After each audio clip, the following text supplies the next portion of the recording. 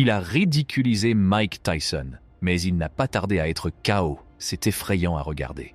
L'une des rivalités les plus violentes de l'histoire de la boxe est née. Mike Tyson était furieux après que son adversaire se soit moqué de lui devant le monde entier.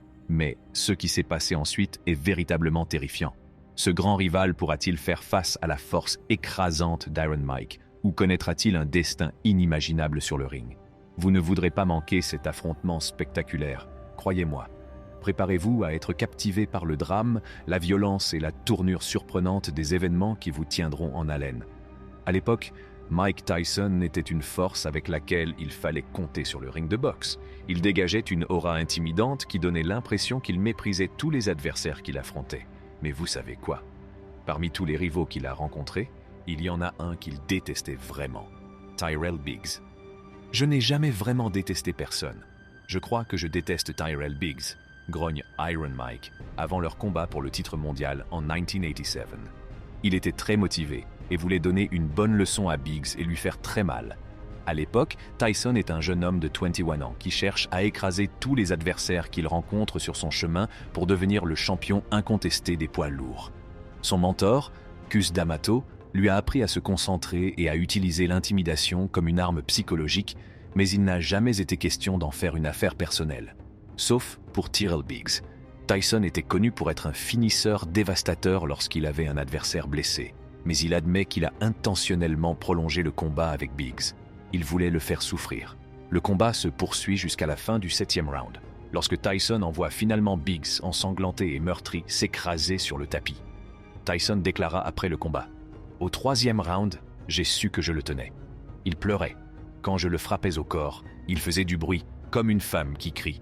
J'aurais pu le mettre KO à n'importe quel moment après le 3e round, mais je voulais lui faire payer ce qu'il avait dit. » Biggs s'est montré très confus, affirmant qu'il n'avait rien dit pour mettre Tyson en colère.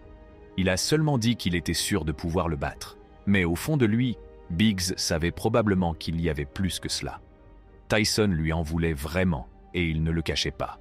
Comme beaucoup de rancunes personnelles dans la boxe, l'animosité entre Mike Tyson et Tyrell Biggs remonte à l'époque où ils étaient amateurs. À l'époque, Biggs était l'étoile brillante de l'équipe américaine. C'était un boxeur élancé, grand et costaud de One, ATM, qui a fini par remporter une médaille d'or aux Jeux Olympiques de Los Angeles en 1984. Le fait est que Biggs dominait la division des super lourds, laissant Tyson concourir dans les rangs des poids lourds amateurs, moins de 91 kg. Adolescent, Tyson affronte Henry Tillman lors d'un combat de boxe aux États-Unis et perd. Cette défaite a brisé son rêve olympique et il était tellement furieux qu'il a quitté la salle où se déroulaient les épreuves et s'est mis à frapper un tronc d'arbre à poing nu. Mais savez-vous ce qui a encore aggravé la situation de Tyson? Ce n'est pas Tillman, qu'il mettra plus tard KO en un seul round en tant que professionnel. C'est Biggs qui l'a fait se sentir petit, à la fois physiquement et sur le plan des compétences. Biggs avait 5 ans de plus que Tyson, et il ne manquait pas une occasion de se moquer de la taille du jeune boxeur de Brooklyn et de ses compétences en boxe. Bien que Biggs ne se soit pas qualifié pour les Jeux Olympiques, Tyson a rejoint l'équipe américaine à Los Angeles pour acquérir de l'expérience. Mais devinez quoi? Lorsqu'un fan bien intentionné de l'aéroport souhaite à Tyson bonne chance pour son combat, Biggs ne peut s'empêcher de faire une remarque sournoise, du genre « Quoi? Vous voulez dire pour son volume, pas pour son combat. Il ne se battra pas aux Jeux Olympiques. » 3 ans plus tard, ils sont sur le point de s'affronter en tant que professionnels. Tyson est toujours en colère et n'a pas oublié les coups et les insultes de Biggs.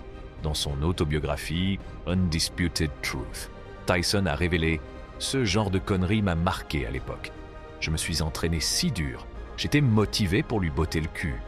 Cela prouve que dans le monde de la boxe, la rancune peut mijoter longtemps et lorsque l'occasion de se venger se présente, vous feriez mieux de croire que ces combattants sont animés par un intense désir de revanche. » Parler de ce combat rappelle des souvenirs intenses à Tyson. Il n'aime pas vraiment entrer dans les détails. C'était 7 rounds de pure punition. Il n'a pas hésité à donner des coups de coude, des coups bas, des coups de poing, après la cloche, et j'en passe.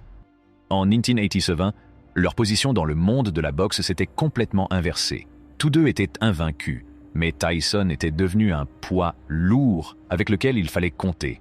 détenant toutes les principales ceintures, à l'exception du titre linéaire de Michael Spinks. En revanche, Biggs affiche un palmarès de 15-0, mais son style de combat n'enthousiasme pas vraiment les fans. Il est aux prises avec des problèmes de drogue, CE qui est malheureusement le lot de nombreux poids lourds américains de l'époque, et sa carrière est interrompue par des séjours en cure de désintoxication. Malgré tout, Biggs a assumé avec assurance le rôle de supérieur de Tyson dans le battage médiatique précédant le combat, comme à l'époque où ils étaient amateurs. Il parle même de Tyson comme de « notre petit ami » et affirme qu'il n'a pas peur de lui compte tenu de son avantage de taille et de poids sur Tyson. Biggs mesurait 180 m et pesait 225 livres, tandis que Tyson était officiellement répertorié comme mesurant un peu moins de 180 m, bien que beaucoup soupçonnaient qu'il était plus proche de 180 m, CE, qui rendait l'ensemble un peu comique. Biggs semble incrédule à l'idée que Tyson soit considéré comme l'outsider, se vantant de sa talent de boxeur et de son puissant coup d'estoc. Il pensait que Tyson n'avait jamais affronté quelqu'un comme lui, quelqu'un qui ne serait pas monté sur le ring uniquement pour survivre contre lui. Les derniers adversaires de Tyson avaient essayé de gâcher son plan de match et de tenir la distance, ce qui avait suscité des doutes sur les capacités et le pouvoir de Tyson dans les médias. Mais croyez-moi, tout cela n'a fait qu'attiser la colère de Tyson. Il était une véritable bombe à retardement, surnommé Kid Dynamite. Et lorsqu'il est monté sur le ring à Atlantic City contre Biggs, il faisait peine à voir, torse nu, portant ses ceintures de titre et trempé de sueur. Le premier round se déroule selon le plan de Biggs, qui glisse autour du ring et envoie 19 directs au visage de Tyson. Mais c'est le seul moment de gloire de Biggs ce soir-là. Tyson a d'autres projets. À partir du deuxième round, il a commencé à couper le ring, à mettre la pression et à envoyer des coups nets à Biggs. Au troisième round, Biggs est déjà coupé au-dessus de l'œil et saigne de la bouche. Tyson ne plaisantait pas et était déterminé à faire payer à Biggs toutes les insultes et moqueries du passé.